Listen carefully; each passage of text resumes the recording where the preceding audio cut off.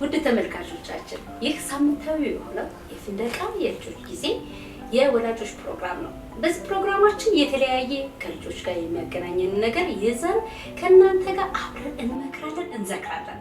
ዛሬ ደግሞ በስቱዲዮ ሁለት እንግዶችን ይዤ ቀርቤያለሁ። ራሳቸውን እንግዶች ያስተዋውቁልኛል። ከዛ በኋላ ቡናችን እንደተለመደው እየጠጣን ችግሮቻችን ላይ እናወራለን። የትም እንዳትሄዱ። እንኳን ደህና መጣችሁ። እንኳን ደህና ቆየሽ። ከወላጅ ጀመር። ወይዘሮ ክብነሽ ቀጸላ እባላለሁ። 3 ልጆች አሉ። የመጀመሪያው ልጄ ፌቨን ጌታውን ትባላለች፣ 24 ዓመቷ ነው። ሁለተኛው ልጄ ደግሞ ናሆም ጌታውን ይባላል፣ 18 ዓመቱ ነው። ሶስተኛዋ ልጄ ደግሞ ፌቨን ጌታውን ዳናይት ጌታውን ትባላለች፣ 9 ዓመቷ ነው። በጣም አመሰግናለሁ። ስሜ ስንታየው ኃይሉ ይባላል። የምሰራው በሜሪጆ ኢትዮጵያ ነው። እኔም ወላጅ ነኝ። በነገራችን ላይ 2 ወንዶች ልጆች አሉ። ሚኪያስ ስንታየው፣ ብሩክ ስንታየው ይባላሉ። እንግዲህ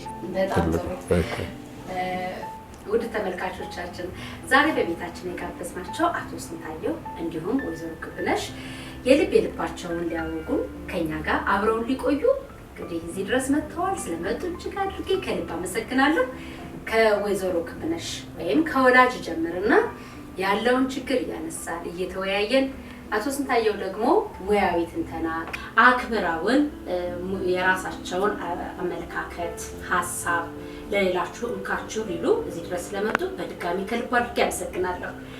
እንደው ወላጅ ባለበት ሰዓት ላይ ልጆች በጣም የሚያስቸግሩት ባህል ብለሽ የምትይው ያጋጠመሽ ችግር ምንድን ነው? ያጋጠመኝ ችግር ምለው ወደ ትምህርት ቤት በምሸኝበት ሰዓት ላይ ነው። ትምህርት ቤት በር ላይ ከደረስን በኋላ እኔ ካንቺ ጋር ነው የምሆነው የምትለው ነገር ነው ትልቁ ችግር የነበረው ማለት ነው። እና በሳምንት ውስጥ የመጀመሪያው ቀን እንደውም እኔ የማረሳው ነገር ቢኖር ትምህርት ቤት አስገብቻት እቤት ሄጄ 6 ሰዓት ላይ ላወጣ ሲሄድ ቢሮ ላይ ነው ያለችው ሲባል ልክ ሲሄድ እንዲህ ስንታይ እያለቀስኩት ለቅሶ እስካሁን አረሳው። ከዛ አጋጣሚ እኔም አለቀስኩኝ፣ እሷም አለቀሰች። ግን እንደዛም ሆኖ በማግስቱም ወስጄ ነው ያስገባኋት። ሁለተኛው ቀን ለቅሶ የለም፣ አልተላቀስንም። ሶስተኛውም አራተኛው ከዛም በኋላ ሳምንት ከሞላ በኋላ በስርዓቱ ትምህርት ቤት መግባት ጀመረች፣ ትማራለች፣ ትወጣለች። ሳምንቱን ግን የት ነበር የምትቆየው? ሳምንቱን ቢሮ ውስጥ ነው። ሳምንቱን ሙሉ በጣም የሚገርመው እሱ ነው። ከአስተማሪው ጋር ተናመድኩኝ፣ ከእሷ ጋር እየተነጋገርን ትምህርቷን በስርዓቱ ብቻ ተከታትላ ከዛ በኋላ ለመደች። ለመደች፣ በፍቅር ነው የጀመረች ማለት ነው። በዚህ ነገር ላይ እንደው ወደ አንተ ልመጣ ነው። ልክ የመጀመሪያው ጥያቄ ምንድነው? አሁን ከሰማው 3 ዓመት ከ3 ወር ለልጆች በቂ እድሜ ነው ብለን እናስባለን። እንደው እንደ አባትም ከልጆች ባህሪ ጋር አብረህ ከማሳለፍም አንፃር ያለ አስተያየት ምንድነው? ከዛስ ምንድነው እንዲህ አይነት ነገሮችን የሚፈጥሩበት? ወላጅ ከልጅ ጋር ያለው አታችመንት ወይም ቀረቤታ ማላመድ አይጠበቅብንም ወይ? ምን ትላለህ? እንግዲህ አመሰግናለሁ። በነገራችን ላይ ሁለቱም ጥያቄዎችም አይደለም እንደ ለውይይት መነሻ ሐሳብ የሆኑት ነገሮች፣ አንደኛ ብዙ ጊዜ የሚመከረው 4 ዓመት ሲሞላቸው ትምህርት ቤት ቢገቡ የተሻለ ነው ይባላል።